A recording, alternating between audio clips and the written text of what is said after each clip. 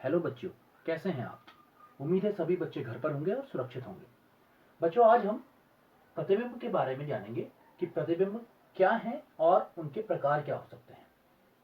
तो देखिए, यहाँ पर कुछ चित्र ड्रॉ किया गया आपके सामने। यहाँ एक शब्द लिखा गया बिंब और एक दूसरा लिखा है दर्पण।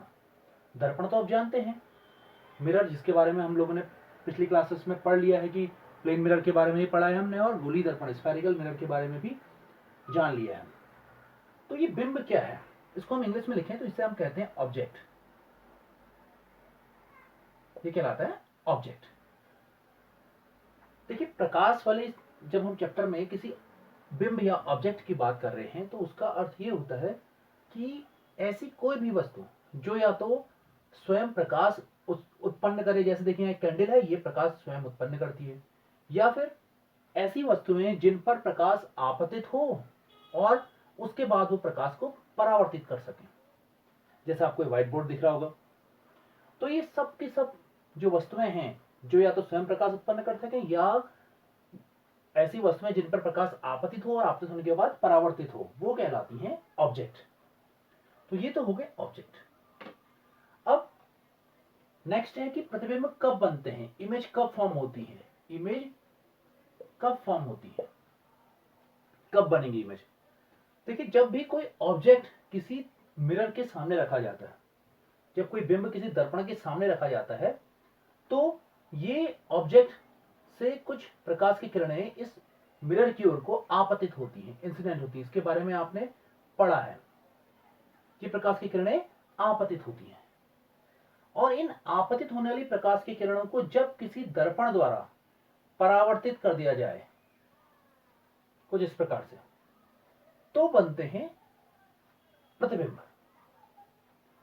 तो हम कह सकते हैं कि अगर ऑब्जेक्ट से किसी भी बिंब द्वारा आपतित होने वाली प्रकाश की किरणों को जब किसी दर्पण द्वारा परावर्तित कर दिया गया तो बन गई इमेज। तो ये तो हो गए प्रतिबिंब। और ये सामान्य सी घटना है, आपने अपने घर में स्वयं भी देखा होगा। आप दर्पण के सामने अगर खड़े हो जाते हैं, यहाँ कल्पना कीजिए यहाँ पर आप हैं और यहाँ आपके सामने एक दर्पण रखा है, तो आपकी एक इमेज मिलती है आपको। वो क्यों मिली? क्योंकि आपसे प्रकाश की किरणें आपतित हुई दर्पण पर और दर्पण से फिर परावर्तित होकर आपकी आंखों पे जब वो आपतित हुई तो आपको अपना एक प्रतिबिंब दर्पण के अंदर कहीं दिखाई दिया। तो ये तो हो गया प्रतिबिंब। तो हम इसे लिख भी सकते हैं कि इमेज क्या है। तो हम कह सकते हैं प्रतिबिंब किसी बिंब द्वारा आपतित होने वाली प्रकाश की किरणें जब किसी दर्पण द्वारा परावर्तित की जाती हैं तो प्रतिबिंब प्राप्त होता है। तो ये तो हम जान गए कि प्रतिबिंब कैसे मिलते हैं। अब आज हम जानेंगे कि ये प्रतिबिंब कितने प्रकार के हो सकते हैं, जो कि हमारी आज देखिए आप मेन टॉपिक भी हमारा कि प्रतिबिंब के प्रकार।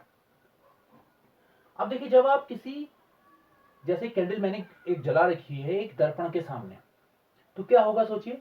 इस कैंडल से जो किरणें, क्योंकि ये स्वयं प्रकाश उत्पन्न करती है, इस कैंडल से जो प्रकाश की किरणें इस दर्पण पर आपतित होंगी वो इस दर्पण द्वारा परावर्तित कर जाएंगी। और आपको पता है इस दर्पण द्वारा इस कैंडल का एक प्रतिबिंब इस दर्पण में भी कहीं बनेगा। बताइए, अगर एक प्लेन मिरर है, एक समतल दर्पण है जो आपके घर में भी होगा, तो इसमें ये जो दर्पण में इसकी इमेज कहां पर मिलेगी आपको? बिल्कुल सही आंसर किया आपने।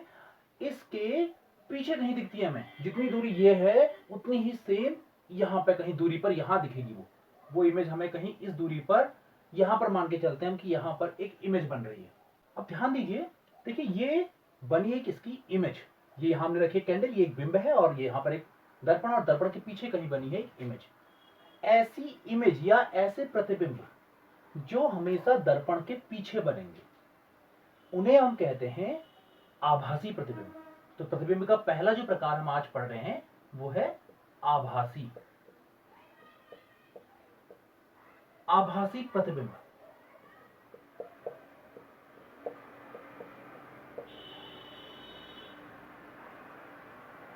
तो पहली और सबसे सरल पहचान है आभासी प्रतिबिंब की।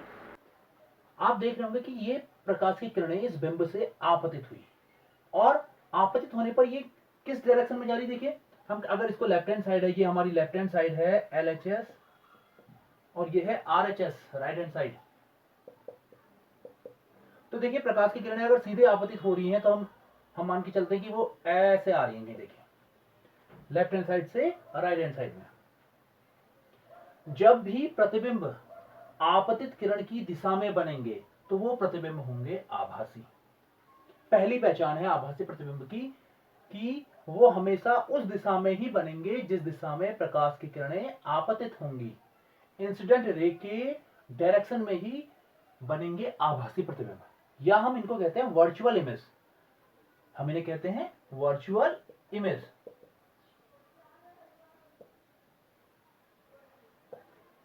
तो कब बनेंगी वर्चुअल इमेज? वर्चुअल इमेज तब बनेंगी जब इमेज उस डायरेक्शन में बने जिस डायरेक्शन में इंसिडेंट रे हो, यानी कि आपतित किरण की दिशा में ही आभासी प्रतिबिंब बनेंगे। तो ये पहली पहचान होगी, इसको लिख लेंगे हम। तो पहली बात तो ये जानी हमने आभासी प्रतिबिंब के लिए कि आभासी प्रतिबिंब हमेशा आपतित किरण की दिशा में ही बनेंगे। और दूसरी और इंपॉर्टेंट पहचान ये है आभासी प्रतिबिंब या वर्चुअल इमेज की कि ये हमेशा दर्पण के पीछे बनेंगे। तो इसको भी हम नोट कर लेते हैं। ये हो गई आभासी प्रतिबिंब की। आभासी प्रतिबिंब सदैव दर्पण के पीछे बनते हैं, देखिए जैसा कि हमारे समतल दर्पण में भी होता है। तो ये दो मुख्य पहचाने हैं कि आभासी प्रतिबिंब बन रहा है या नहीं। अगर आभासी प्रतिबिंब बनेगा तो वो आपतित किरण की दिशा में बनेगा, और दूसरी पहचान होगी उसकी आभासी प्रतिबिंब हमेशा मिरर के पीछे बनेगा। ये पहचान है आभासी प्रतिबिंब की। इसके बाद एक तीसरी और एक बहुत इंपॉर्टेंट पहचान ये है, देखिए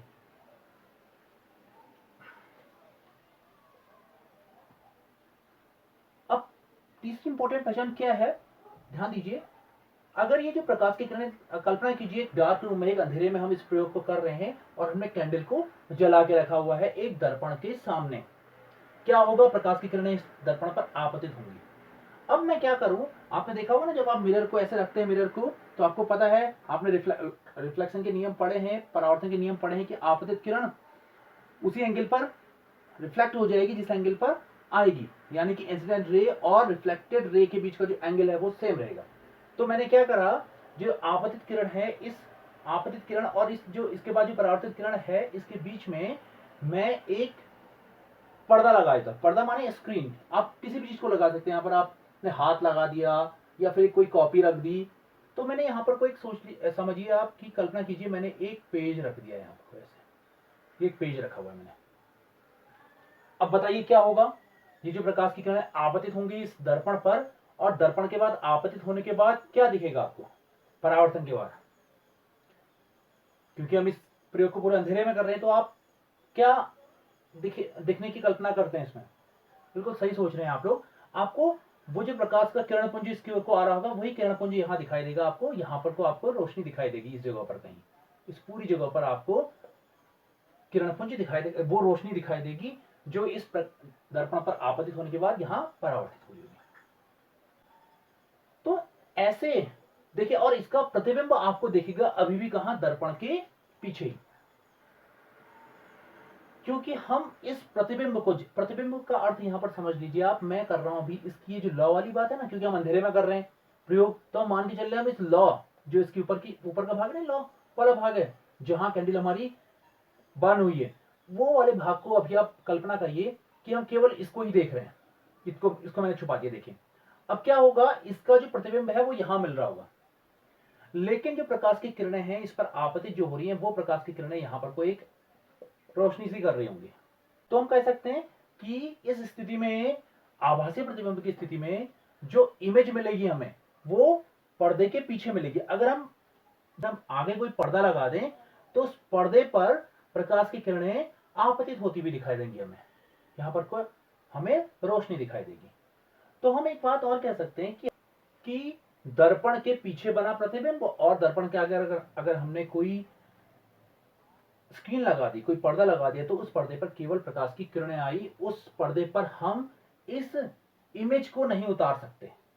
सिंपल भाषा में अगर कहें तो हम कहेंगे कि यहां पर केवल हम प्रकाश की किरणों को देखते हैं, ना कि इसकी जो इमेज थी उस इमेज को हमने यहां नहीं देखा। तो तीसरी जो इंपॉर्टेंट पहचान है, इसी कारण इसको आभासी प्रतिबिंब भी कहा जाता है। हम कह सकते हैं कि आभासी प्रतिबिंब ऐसे प्रतिबिंब होते हैं जिनको हम दर्पण के पीछे तो देख सकते हैं, लेकिन उनके उस प्रतिबिंब को हम किसी स्क्रीन पर उतार नहीं सकते हैं। तो तीसरी बात को हम लिख लेते हैं।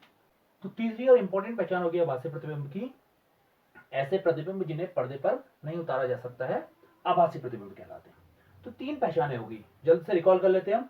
पहली पहचान, आभासी प्रतिबिंब हमेशा इंसिडेंट रे के डायरेक्शन में बनेंगे, और दूसरी पहचान ये दर्पण के पीछे बनेंगे, और तीसरी पहचान जिसके कारण हमने इन्हें आभासी भी कहा, हम ऐसे प्रतिबिंब को पर्दे पर नहीं उतार सकते। तो ये है आभासी प्रतिबिंब और आभासी प्रतिबिंब की पहचान। अब प्रश्न ये है हमारे सामने कि आभासी प्रतिबिंब बनते कैसे हैं। यहां ध्यान दीजिए आप, हम मान रहे हैं कि इस ऑब्जेक्ट से 2 प्रकाश की किरणें आपतित हो रही हैं। बहुत सारी प्रकाश की किरणें से आपतित होंगी, लेकिन अभी हम मान रहे हैं कि केवल 2 प्रकाश की किरणें हैं जो इस दर्पण पर आपतित हो रही है। तो आप यहां ध्यान दीजिए, आभासी प्रतिबिंब के लिए आभासी प्रतिबिंब तब बने जब प्रकाश की किरणें किसी ऑब्जेक्ट से आए और किसी दर्पण पर आपतित हों और उसके बाद वो परावर्तित हो जाएं, और हमें ऐसा लगे कि ये परावर्तित होने वाली किरणें, प्रकाश की किरणें दर्पण के पीछे कहीं से आ रही हैं, तब बनते हैं आभासी प्रतिबिंब। यही कारण है कि जहां पर ये प्रकाश की किरणें पीछे मिलती हुई हमें प्रतीत होती है, वहां पर हमें एक प्रतिबिंब, एक इमेज दिखाई देती है।